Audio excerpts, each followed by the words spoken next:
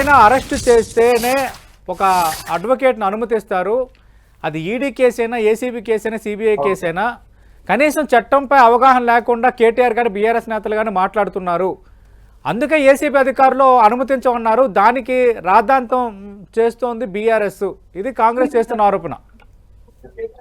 ఇప్పుడు సతీష్ గారు, ముందుగా మీకు 10 టీవీ ప్రేక్షకులకి, ప్యానెల్లో పెద్దలు, కాంగ్రెస్ పార్టీ ప్రతినిధి చరణ్ కౌశిక్ యాదవ్ గారికి నమస్కారం. నమస్తే అండి. ఇలా జరుగుతున్నటువంటి చర్చ ఇలా ప్రధానంగా ఈ సంవత్సరం నుంచి, అంటే వీళ్ళు అధికారంలోకి వచ్చి సుమారు 13 నెలలు అవుతా ఉంది. ఈ 13 నెలల్లో అగో కేసీఆర్ అరెస్ట్, ఇగో కేటీఆర్ అరెస్ట్ అని చెప్పేసి ఏం చెప్పారు? కాళేశ్వరం మీద ఆరోపణలు చేశారు. కాళేశ్వరంలో కనీసం కొండను కాదు తవ్వినారు, కనీసం ఎలక తోకనన్నా బట్టిరా సార్? నేను అడుగుతున్నాను, నేను బీఆర్ఎస్ పార్టీగా. తదనంతరం ఏం చేశారు సార్? రాష్ట్ర శాసనసభలో పెద్ద ఎత్తున చర్చ చెప్పారు. ఏమని చర్చ చెప్పారు? విద్యుత్ ఒప్పందాల్లో అవినీతి జరిగింది, రేపో మాపో కేసీఆర్ అరెస్ట్ అన్నారు. అరెస్ట్ అయ్యారా సార్? తదనంతరం మళ్ళీ ఫోన్ ట్యాపింగ్ అన్నారు. ఫోన్ ట్యాపింగ్ తర్వాత అనేక రకాల ఆరోపణలు, లగిచర్ల కేసు అన్నారు. లగిచర్లో కేటీఆర్ హస్తం ఎక్కడ సార్? కేటీఆర్ ఎవరితోని పాల్గొన్నారు సార్? కేటీఆర్ హస్తం ఉంది, లగిచర్ల విషయం చేసింది మొత్తం కూడా కేటీఆర్ అని చెప్పేసి అరెస్ట్ చేస్తామని చెప్పేసి చాలా అడావుడి చేశారు. జరిగిందా సార్? నేను అడుగుతాను బీఆర్ఎస్ పార్టీ నుంచి. తదనంతరం సార్ ఇవాళ కొత్తగా ఈ ఫార్ములా రేస్ అని తీసుకొచ్చారు సార్. వీళ్ళకి అవగాహన ఉందా సార్? ఫార్ములా రేస్ అంటే తెలుసా సార్ వీళ్ళకు? ఇవాళ ఎలక్ట్రిక్ వాహనాల్ని డెవలప్ చేయడం కోసం ఈ జరుగుతున్నటువంటి పర్యావరణ కాలుష్యమే కాదు, ఇలా ఢిల్లీలో సార్ ఒక రోజు ఒక మనిషి అక్కడ జీవిస్తే 22 నుంచి 23 సిగరెట్ తాగినంత కాలుష్యము ఒక మనిషి పీల్చుకున్న సందర్భం చూస్తా ఉన్నాం.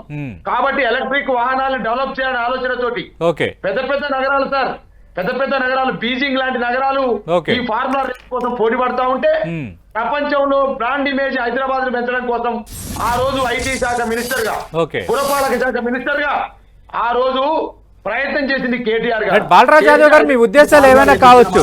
ఆర్బీఐ నిబంధనలను ఉల్లంఘించారు, ఫెమా నిబంధనలను ఉల్లంఘించారు, మనీ లాండరింగ్ జరిగింది. ఇది కాంగ్రెస్ ప్రభుత్వం చేస్తున్న ఆరోపణలు. ఈడీ కూడా రంగంలో దిగింది. రేపు ఈడీ విచారణకు పిలిచింది. రేపు ఉదయం 11 గంటలకు మీ పార్టీ వర్కింగ్ ప్రెసిడెంట్, మాజీ మంత్రి కేటీఆర్ ఈడీ ముందు కూడా విచారణకు హాజరు కాబోతున్నారు. దాన్ని ఎట్లా ఫేస్ చేయబోతున్నారు? ఇప్పుడు నేను ఏమంటే సార్, 2 అంశాలు. ఇవాళ ప్రధానంగా బీఆర్ఎస్ పార్టీగా మేము చెప్పేది ఒకటే సార్, ఇవాళ మీరు చేస్తున్న ఆరోపణలో పసలేదు. 2023 సెప్టెంబర్ 27వ తారీఖు రోజున కేటీఆర్ గారు దాని మీద సంతకం పెట్టాడు. ఏం పెట్టాడు? క్యాబినెట్ మినిస్టర్ గా, ఒక పురపాలక శాఖ మంత్రిగా, హెచ్ఎండిఏకి వైస్ చైర్మన్ గా తనకున్నటువంటి అధికారాలతోటి ఏదైతే 2022లో జరిగిన ఒప్పందం సార్, ఫార్ములా రేస్ తోటి 2022లో ఒప్పందం జరిగితే 4 సంవత్సరాల ఒప్పందం చేసుకున్నాం సార్ ఆ కంపెనీ తోటి. 4 సంవత్సరాలు ఈ రేస్ నిర్వహిస్తామని చెప్పుకున్నాం సార్. మొదటి దఫాలో అప్పుడు గ్రీన్ కో అనే కంపెనీ ప్రమోటర్కి వచ్చింది సార్. తదనంతరం ఏదైతే 2వ సంవత్సరం 2023 ఎలక్షన్స్ రావడం, 23 సెప్టెంబర్ 27వ తారీఖు రోజున ఆ రోజు కేటీఆర్ గారు వైస్ చైర్మన్ గా తనకున్నటువంటి పూర్తి అధికారాలతోటి డెఫినెట్ గా ప్రమోటర్ ని తీసుకొద్దాం, హైదరాబాద్ బ్రాండ్ ఇమేజ్ ని పెంచే బాధ్యత మన మీద ఉందని చెప్పేసి ఆ రోజు సెప్టెంబర్ 27 తారీఖు ఎలక్షన్ కోడ్ రాలే. మీరు చూడండి, సెప్టెంబర్ 27 తారీఖు ఎలక్షన్ కోడ్ ఉందా ఈ రాష్ట్రంలో? 2023లో కాంగ్రెస్ పార్టీ అడుగుతాను నేను. ఇలా కక్ష కట్టుకోండి, కేటీఆర్ ని బదనాం చేయాలని. సార్ ఇలా మీకు దమ్ము ధైర్యం ఉంటే డిసెంబర్ 13వ తారీఖు రోజు, మీరు డిసెంబర్ 7, 2023లో మీ ప్రభుత్వం వచ్చింది. 13వ తారీఖు రోజు మరి ఆ ఫార్ములా రేస్ నిర్వాహకులకు సంబంధించి రేవంత్ రెడ్డి గారిని సెక్రటరీ కలిసిన ఫోటోలు కేటీఆర్ గారు మన ప్రెస్ మీట్ లో చెప్పినారు. తదనంతరం ఆ రోజు అడిగారు వాళ్ళు, సార్ మరి మీ గత ప్రభుత్వంతో ఒప్పందం అయింది, వాళ్ళు 1, 2 రెండో దఫా, ఫస్ట్ దఫా నిధులు 55 కోట్లు విడుదల చేశారు, మరి మిగతా నిధులు ఏదైతే ఉన్నాయో థర్డ్ ఫేజ్ నిధులు మీరు విడుదల చేస్తే మరి 2024 ఫిబ్రవరిలో మీరు నిర్వహిస్తామని చెప్పేసి వాళ్ళు చెప్పిపోవడం జరిగింది. 13 నాడు వచ్చి రేవంత్ రెడ్డి కలిసిన మాట వాస్తవం కాదా? ఫోటోలు చూపెట్టమని నేను చూపెడతాను. 13 అయిపోయిన తర్వాతకి వాళ్ళు 21వ తారీఖు రోజు మళ్ళీ హెచ్ఎండి శాఖ కార్యదర్శిగా ఉన్నటువంటి ఆ రోజు అరవింద్ కుమార్ గారికి మళ్ళీ లెటర్ రాశారు. సార్ రేవంత్ రెడ్డి గారిని కలిసాం, ముఖ్యమంత్రిని కలిసాం, గత ప్రభుత్వం 4 సంవత్సరాలు ఒప్పందం చేసుకుంది, మీరు నిర్వహిస్తారా అంటే ప్రభుత్వం నిమ్మకు నీరెత్తకుండా హైదరాబాద్ బ్రాండ్ తగ్గినే లేదు. చరణ్ కౌశిక్ గారు, బాలరాజ్ యాదవ్ గారు లేవనెత్తున్న అంశాలకు మీరు ఎలాంటి సమాధానం ఉంది?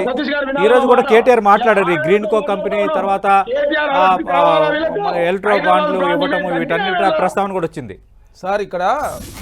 కానీ మా దగ్గర పూర్తి వాస్తవాలు ఉన్నాయి, పూర్తి ఎవిడెన్స్తోనే ఏసీబీ కేసు నమోదు చేసింది అని చరణ్ కౌశిక్ గారు చెప్తున్నారు. మొత్తం సెక్షన్స్ డేట్లతో సహా మొత్తం ఎక్స్ప్లెయిన్ చేస్తున్నారు. ఇప్పుడు ఎట్లా ఫేస్ చేయబోతున్నారు? మీకున్న ఒక ఎగ్జామ్షను, ఒక రిలాక్సేషన్ ఏంటంటే ఇంకా హైకోర్టు క్వాష్ పిటిషన్పై తీర్పు రిజర్వ్లో ఉంచడం. మరి అది రేపొద్దున ఏమిస్తారనేది మనం చెప్పలేం. బట్ ఆ కారణంతో మీరు రేపు ఈడీ విచారణను కొంత తప్పించుకోవడానికి కేటీఆర్కు ఛాన్స్ ఉంది యాజ్ ఎ ప్రొవిజన్. లేదంటే కేటీఆర్ తరఫున ఎవరైనా హాజరయ్యే ప్రొవిజన్ కూడా ఉంది.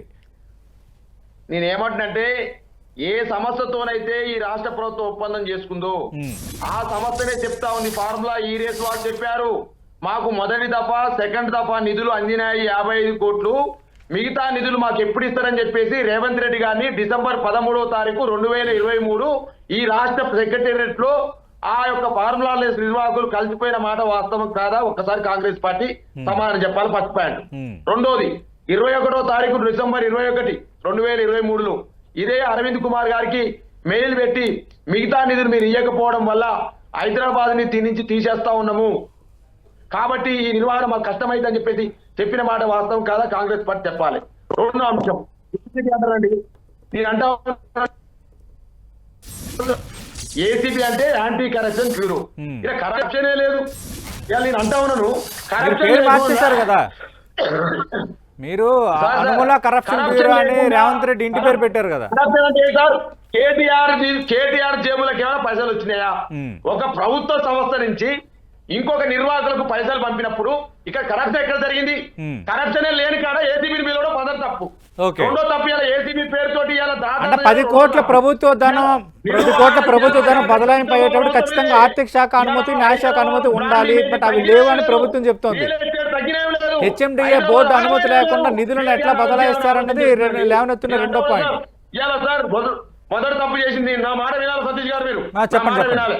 లఘుచర్ల అంశంలో గిరిజన రైతుల యొక్క భూముల్ని కాపాడడం కోసం పిఆర్ఎస్ ప్రయత్నం చేసి గిరిజనులకు అండగా ఉండాలని ఎస్టీ రైతుల కోసం కేటీఆర్ జైలుకైనా పోతాం సిద్ధమైతే, వామ్మో రైతుల కోసం కేటీఆర్ వచ్చిండు.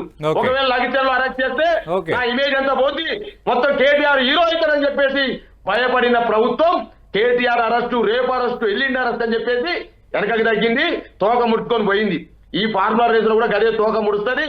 ఇవాళ ఏదో రేవంత్ రెడ్డి గారికి ఏంటంటే గతంలో నేను అరెస్ట్ అయినా జైలు పోయినా కాబట్టి కేటీఆర్ కూడా అరెస్ట్ కావాలి, నేను జైలు పోయినా కాబట్టి కేటీఆర్ జైల్లో ఉండాలి.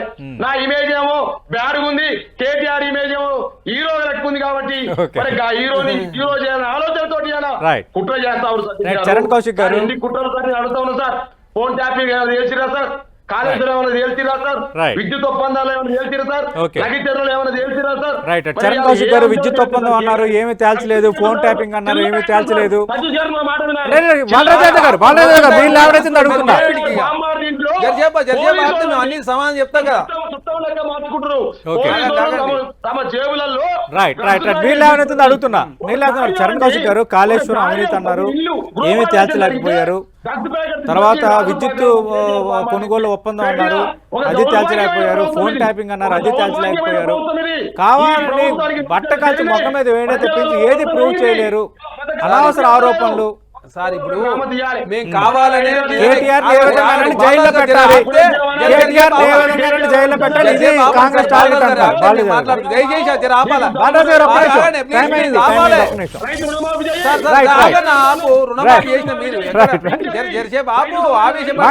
మాట్లాడదాం అది మాట్లాడదాం.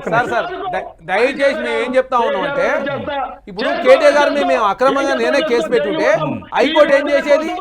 కేసు కొట్టేసేవాళ్ళు లేదా క్వాష్ చేసేవాళ్ళు. లేదు, కేటీఆర్ గారిని GT8 వరకు మాత్రం అరెస్ట్ చేయొద్దని చెప్పింది తప్ప ఈ కేసు అక్రమం లేకపోతే విచారణ చేయొద్దనో లేకపోతే స్టే ఇచ్చుడో లేకపోతే క్వాష్ చేస్తే ఏమి చేయలేదంటే దీనిలో చాలా స్పష్టంగా కేటీఆర్ గారు దొరికిపోయింది. ఒకసారి కేటీఆర్ గారు ఏమంటాడు, ఒకసారి బరాబర్ పంపిణీ అన్నాడు. ఇప్పుడు ఏమంటుడు, మేమెందుకు పంపుతామండి, అధికారులు పంపుతారు అంటుడు. అంటే కేటీఆర్ గారు బుకాయించే ప్రయత్నం భయపడుతుంది కాబట్టి చాలా స్పష్టంగా నాడు చట్టాల ఉల్లంఘన జరిగింది. అదే చట్టాలు కాపాడే వ్యక్తి చట్టాల ఉల్లంఘన చేసి ఇప్పుడు మళ్ళీ బుకాయించే ప్రయత్నం చేస్తే ఎట్లా? అదే కాకుండా కాళేశ్వరంలో కమిషన్ విచారణ జరుగుతా ఉంది, కోర్టు వ్యవహారంలో సిట్ విచారణ జరుగుతుంది, గొర్రెల స్కామ్ లో ఏసీ విచారణ జరుగుతుంది. జరుగుతా ఉంది.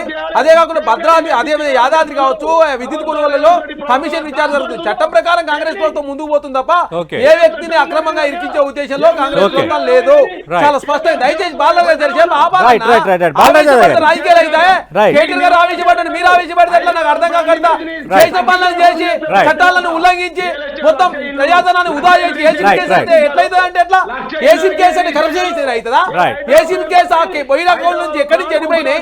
అదే కాకుండా ప్రజాధనం వృధా అయింది కాబట్టి కాంగ్రెస్ ప్రభుత్వంగా చట్టం ప్రకారం మాత్రం చర్యలు తీసుకుంటా ఉన్నాం. కాబట్టి అనవసరంగా రాజకీయం చేశారు.